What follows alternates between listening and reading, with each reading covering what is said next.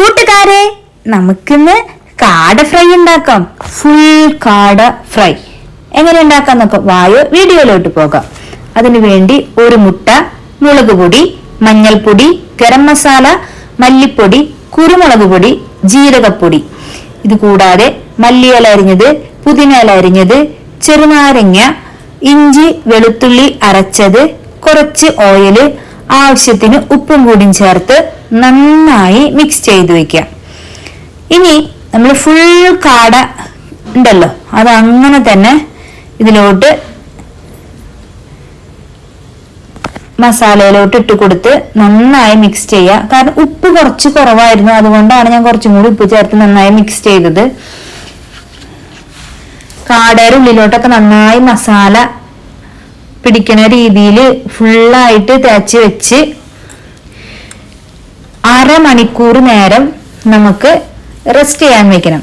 അരമണിക്കൂർ അല്ലെങ്കിൽ 1 മണിക്കൂർ വെച്ചാൽ അത്രയ്ക്കും നല്ലതാണ്. അത് അവിടെ ഇരിക്കട്ടെ. അരമണിക്കൂറിന് ശേഷം ഒരു ചട്ടി, നല്ല കട്ടിയുള്ള ചട്ടി എടുക്കുക, എണ്ണ മുങ്ങണ തരത്തിൽ ഓയിൽ ഒഴിക്കുക. എന്നിട്ട് കാടക്കോഴി അതിലോട്ട് ചേർത്തിട്ട് ഇതിലോട്ട് നമ്മൾ 2-3 തണ്ട് കറിവേപ്പില, 4-5 വെളുത്തുള്ളി, 2 പച്ചമുളകും കൂടിയും ചേർത്ത് നന്നായി ഫ്രൈ ചെയ്തെടുക്കാം.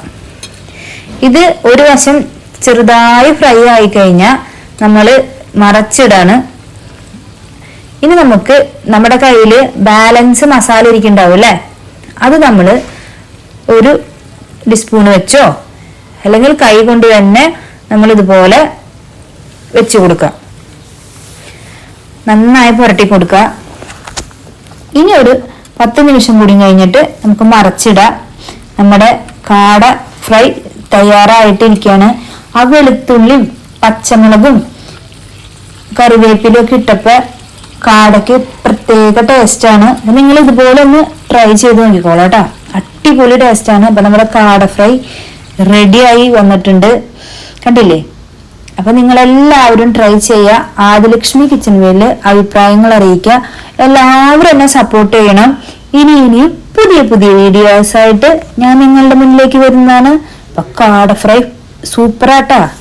By bye friends.